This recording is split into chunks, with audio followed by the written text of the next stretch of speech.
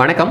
இந்த வீடியோவில் பணத்தை நமக்காக எப்படி வேலை செய்ய வைக்கிறது அப்படிங்கிறத பார்க்கலாம். ஸோ இது எல்லாத்துக்குமே ஒரு பிடிச்ச விஷயமா இருக்கும். நாம் பணத்துக்காக வேலை செய்கிறத விட்டுட்டு பணம் நமக்காக வேலை செஞ்சால் எப்படி இருக்கும்? ஸோ கேட்கவே நல்லா இருக்குதுல்ல?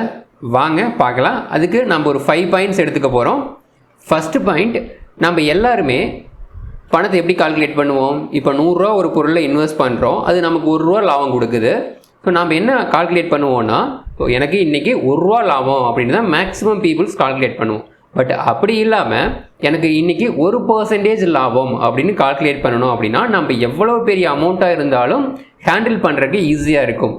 நான் ஏன்டா அவ்வளோ பெரிய அமௌண்ட்டில் ஹேண்டில் பண்ண போகிறேன், இன்றைக்கி செலவுக்கே எனக்கு ரொம்ப கஷ்டமாக இருக்குது அப்படின்னு நம்ம நிறையா பேர் நினைப்போம். பட் நம்மளுடைய திங்கிங்கை ஃபஸ்ட்டு மாற்றினா மட்டும்தான் நாம் அடுத்த லெவலுக்கு க்ரோ ஆக முடியும் அப்படின்ட்டு நான் நம்புகிறேன். ஸோ 100 ரூபாய்க்கு நமக்கு 1 ரூபா லாபம் வருது. அதே 10,000 அப்படின்னா நமக்கு 100 rupees லாபம் வந்திருக்கும். ஓகேங்களா? லேக்ஸ் அப்படின்னா நமக்கு 1000 rupees லாபம் வந்திருக்கும். அதே 1 crore அப்படின்னா நமக்கு 1 lakh லாபம் வந்திருக்கும். 1% தான்.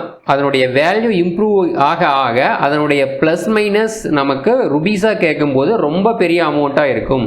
ஸோ நம்ம பெரிய பெரிய அமௌண்ட்டில் ஹேண்டில் பண்ணணும் அப்படின்னா நம்ம அதை பர்சன்டேஜ் வைஸில் கால்குலேட் பண்ணுறது தான் பெட்டராக இருக்கும்.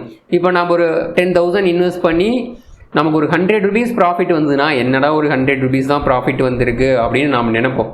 பட் அதனுடைய பர்சன்டேஜ் வைஸ் பார்த்தீங்கன்னா 1% டெய்லி ஒவ்வொரு பர்சன்டேஜ் எடுத்தோன்னா 1 monthல நமக்கு 30% கெயின் எடுக்க முடியும். ஸோ அது பார்க்கும்போது நமக்கு ரொம்ப பெரிய அமௌண்ட்டாக வந்து நிற்கும். செகண்ட், நம்ம இஎம்ஐ போட்டு எந்த ஒரு பொருளுமே வாங்கக்கூடாது அப்படின்ட்டு நான் சொல்லுவேன். ஸோ இஎம்ஐ போட்டு நம்ம ஏதாவது ஒரு பொருள் வாங்கணும் அப்படின்னா நமக்காக பணம் வேலை செய்யாது, பணத்துக்காக நாம் வேலை செய்கிற மாதிரி இருக்கும்.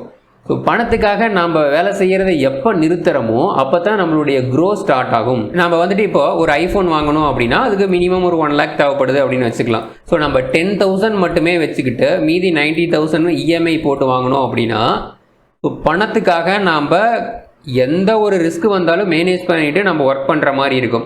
அதே 1 lakh இருந்தது, 1 lakh ஃபோன் வாங்குகிறோம் அப்படின்னா பணம் நமக்காக வேலை செய்யாது, வர்ற பணத்தை நம்ம அப்படியே செலவு பண்ணிடுறோம்.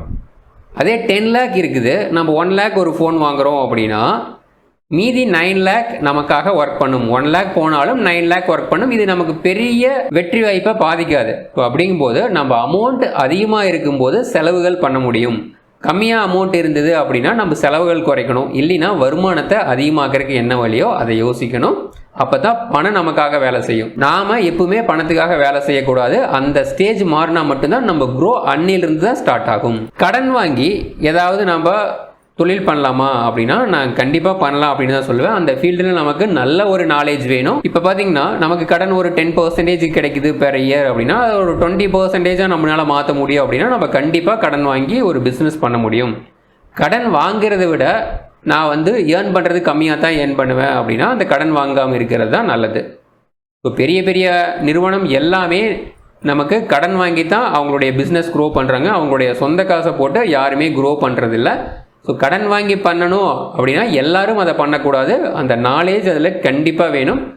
கடன் வாங்கி பண்ணும்போது ரொம்ப நம்ம கேர்ஃபுல்லாக பண்ணுற மாதிரி இருக்கும். 10,000 தான் இருக்குது அப்படின்னா நம்ம ரியல் எஸ்டேட்டோ இல்லைனா வீடு வாடகைக்கோ கட்டி விட முடியாது. ஒரு 10,000 இருக்குது, அதை நம்ம எப்படி க்ரோ பண்ணலாம் அப்படின்னா நம்ம ஒன்றா பேங்க்கில் டெபாசிட் பண்ணணும், இல்லை அப்படின்னா ஷேர் மார்க்கெட்டில் தான் இன்வெஸ்ட் பண்ணணும். ஷேர் மார்க்கெட்டில் இன்வெஸ்ட் பண்ணுறது அப்படிங்கிறது எல்லாத்துக்குமே அது முடியாத விஷயமா இருக்கும். ஏன்னா அதை பற்றி நாலேஜ் எல்லாத்துக்குமே இருக்கிறதுக்கு வாய்ப்பு இல்லை. அது நமக்கு ஆர்வமாக இருக்குது, நம்ம இன்வெஸ்ட் பண்ணணும் அப்படின்னா நம்ம கண்டிப்பாக அதை பற்றி தெரிஞ்சுக்கணும். தெரிஞ்ச பின்னாடி இன்வெஸ்ட் பண்ணணும். நிஃப்டி பார்த்தீங்கன்னா லாஸ்ட் ஒரு 20 இயர்ஸாக இயர்லி 12% ஆவரேஜ் ரிட்டர்ன் கொடுத்துட்ருக்கு. பேங்க்கில் நம்ம டெபாசிட் பண்ணுறதை விட இது அதிகமான ஒரு ரிட்டர்ன் அப்படின்ட்டு நான் பார்க்குறேன். இல்லைனா நம்ம மியூச்சுவல் ஃபண்டில் இன்வெஸ்ட் பண்ண வேண்டியதான். ஏன்னா நமக்காக ஒரு ஃபண்ட் மேனேஜர் இருப்பாங்க, அவங்க நம்ம அமௌண்ட்டில் ஹேண்டில் பண்ணுவாங்க. அவங்க சின்னதாக ஒரு அமௌண்ட் அவங்க ஹேண்டில் பண்ணுறதுக்காக எடுத்துக்குவாங்க.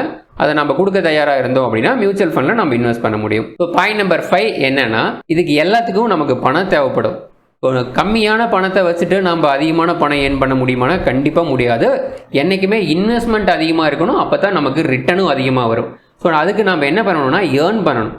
ஸோ ஸோ ஏர்ன் பண்ணுறதுக்கு என்ன வழி? நம்ம இப்போ இருக்கிற மாதிரி இருந்துட்டு இருந்தால் கண்டிப்பாக ஏர்ன் பண்ண முடியாது. எல்லாத்தையுமே மாற்றணும். ஸோ நம்ம எந்திரிக்கையிலிருந்து, நம்ம செய்கிற செயலிருந்து, நம்ம பார்க்குற பார்வையிலிருந்து எல்லாத்தையுமே டோட்டலாக சேஞ்ச் பண்ணால் மட்டும்தான் நம்ம நெக்ஸ்ட் லெவலுக்கு போக முடியும். நம்ம டெய்லியும் பண்ணுறது தான் பண்ணிகிட்டு இருப்பேன் அப்படின்னா கண்டிப்பாக அதே லெவலில் தான் நம்ம இருப்போம். நம்ம இப்போதைக்கு கம்ஃபர்ட் ஜோனில் இருந்துகிட்டு இருப்போம். ஒரு ஒர்க்கை ஒரு 6 மந்த்துக்கு மேலே நம்மள அறியாமையே கண்டினியூவாக பண்ணிகிட்டு இருக்கோம் அப்படின்னா அங்கே நமக்கு ஏதோ கம்ஃபர்ட் கிடச்சிருச்சு அப்படிங்கிறது தான் மீனிங். ஸோ அந்த இடத்த விட்டுட்டு நம்ம அடுத்த இடத்துக்கு நம்ம ட்ரை பண்ணணும். ஸோ நம்ம இடத்துக்கு இன்னொருத்தர் கொண்டு வந்துட்டு ஸோ நம்ம வேறு இடத்துக்கு ட்ரை பண்ணணும். அப்போ தான் நம்மளுடைய க்ரோ கண்டினியூவாக இருந்துகிட்ருக்கு. அதுக்கு என்ன பண்ணலாம்னா நம்ம நாலேஜை இம்ப்ரூவ் பண்ணிக்கலாம். நாலேஜை இம்ப்ரூவ் பண்ணுறதுக்கு என்ன பண்ணணும்னா டைமை வந்து பர்ஃபெக்டாக யூஸ் பண்ணணும். டைமை பர்ஃபெக்டாக யூஸ் பண்ணிட்டோம் அப்படின்னா இது எல்லாமே கிடைக்கும். ஸோ டைம் எப்படி பர்ஃபெக்டாக யூஸ் பண்ணுறது அப்படிங்கிறது போன வீடியோலேயே நான் சொல்லியிருக்கேன். அதை பற்றி தெரிஞ்சுக்கணும் அப்படின்னா நீங்கள் போன வீடியோ பாருங்கள். தேங்க்யூ.